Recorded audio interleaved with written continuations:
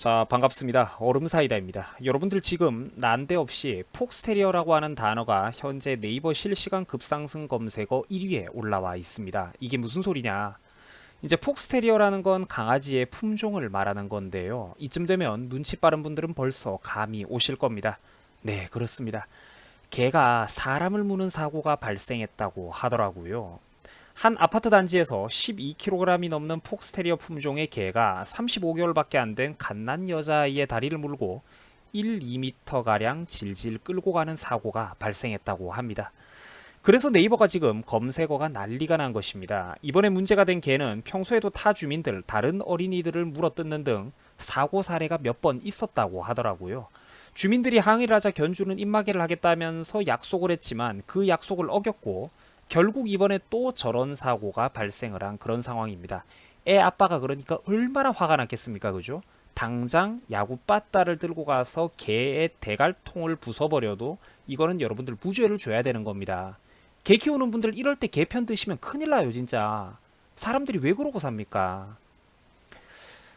결국 이 모든 건 견주의 부주의 때문입니다. 개를 키우는 사람이야 자기 개니까 이뻐 죽을지 몰라도 개를 싫어하는 사람들도 많다는 걸 분명하게 이해를 하셔야 됩니다.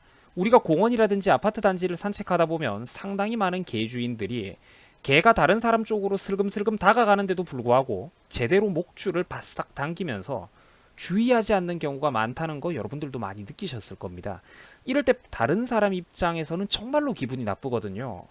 개를 키우는 건 개인의 자유일지 몰라도 타인에게 피해를 줘서는 안 된다는 것입니다.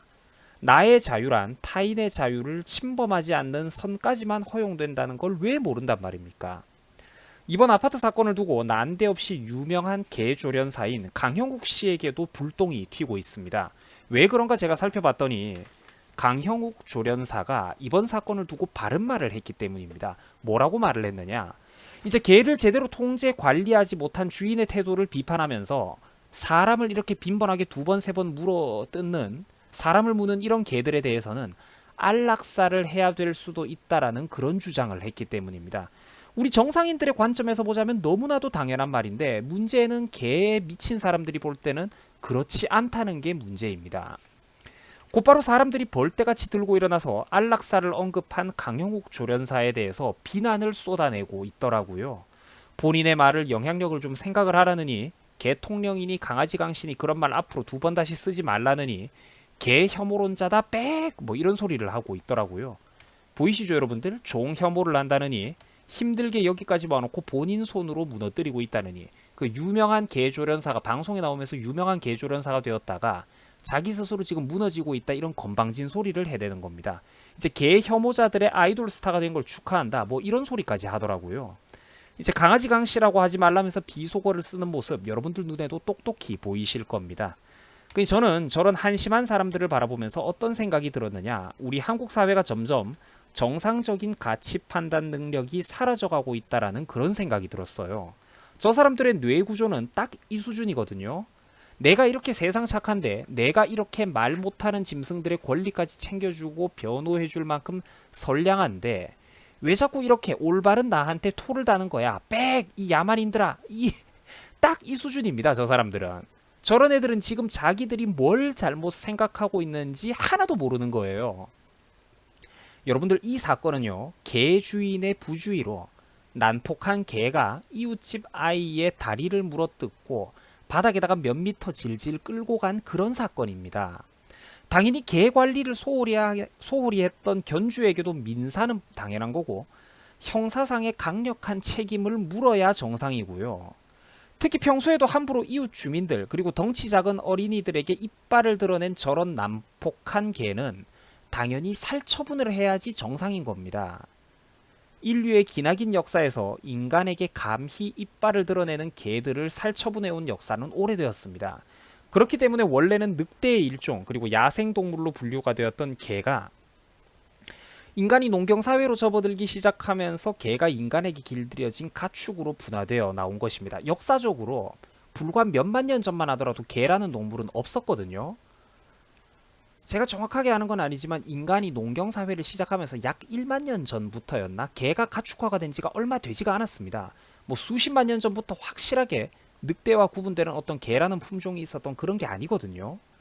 자, 그러니까 어쨌든 나의 자유라는 건 근본적으로 여러분들 뭐 생물학적인 뭐 크고 작은 오류는 좀 건너뛰시고, 나의 자유라는 건 타인의 자유를 침해하지 않는 선까지만 허용된다는 것입니다. 내가 볼 때는 귀엽고 사랑스러운 개일지 몰라도 그 개를 무서워하고 싫어하는 이웃들도 분명히 존재를 한다는 거예요.